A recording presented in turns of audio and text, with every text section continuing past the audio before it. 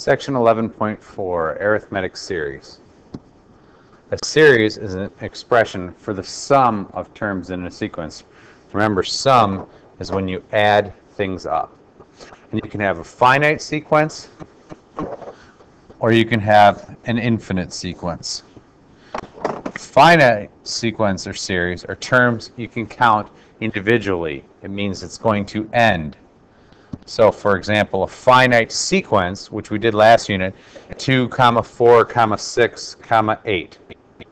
Whereas an infinite sequence, finite series, you'll notice that there are plus signs in between.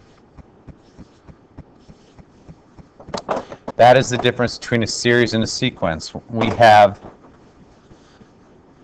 the sum, which means we're adding, so you can see that we're adding. That's the difference between a series and a sequence, and it's finite because those are all the numbers that we have. When we have infinite, now we're talking about terms that continue without end, and I want you to pay attention to that ... because that is your hint. If it says ... it's infinite. They continue without end. An infinite sequence, 2, 4, 6, 8, ... which means it's still going. An infinite series, 2 plus 4 plus 6 plus 8, ... So, when it asks you, is this a sequence or a series, you can look back up in our notes and tell. Is it a series? Well, it's just commas. If it's just commas, then it's a sequence. And if there are just commas and there's no ... at the end, then it's finite. Okay, so the next one, it has pluses after it. Pluses means series. And there's no ... so it's finite.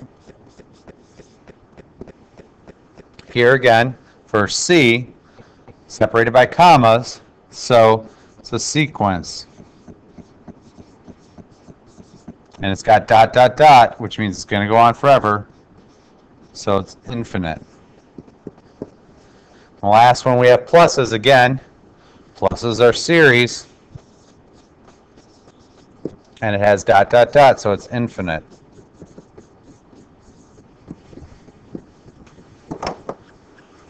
And then the last thing we need to do is, when it says write a related series for each infinite sequence and evaluate each series. We have a sequence, we want to make it a series, which basically means that we're just putting pluses inside of it. So I would do 2 plus 11 plus 20 plus 29 plus 38 plus 47. Then when it says evaluate, that means you're going to put a plus between and add them all up. 2 plus 11 is 13, plus 20 is 33, 43, 53, 62, 92, 100, 147. Looks like the answer for that one. Double check it on your calculator.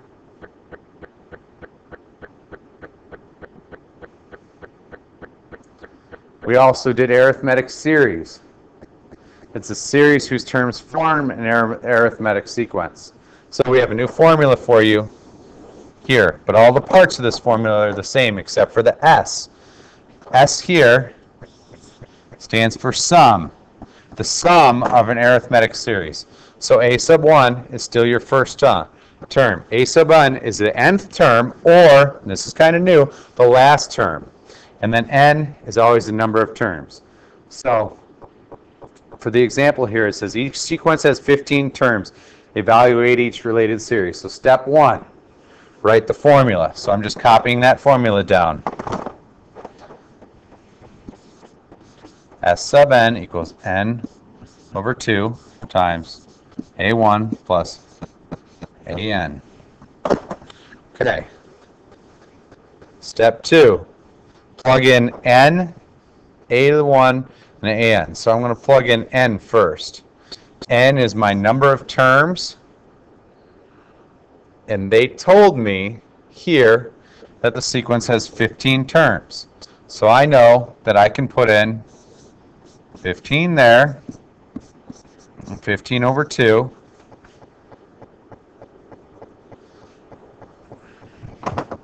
Now, I still have my parentheses here to fill out. A1 is the first term, and the first term is 5. So it's going to be 5 plus, and then this is that new part I told you. A to the n is the last term. The last term here is not 15, that's the number of terms. This is your last term, 61. So you saw that dot, dot, dot, 61. So if you were to write this out completely, you'll notice it's going up by 4. So you could do 5, 9, 13, 17, 21.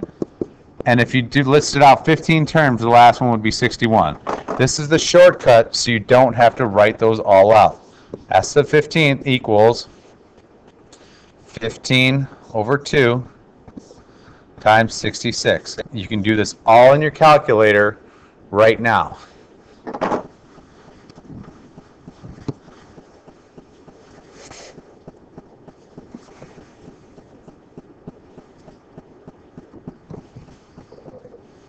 Okay, so I'm going to go to my calculator, and I can actually, I don't even have to do that step 5 of a calculator. I'm just going to do 15 divided by 2 times, and I have to put parentheses, 5 plus 61. Close my parentheses, hit enter, 495. So that means that the sum of all those terms, the sum of those 15 terms, equals 495.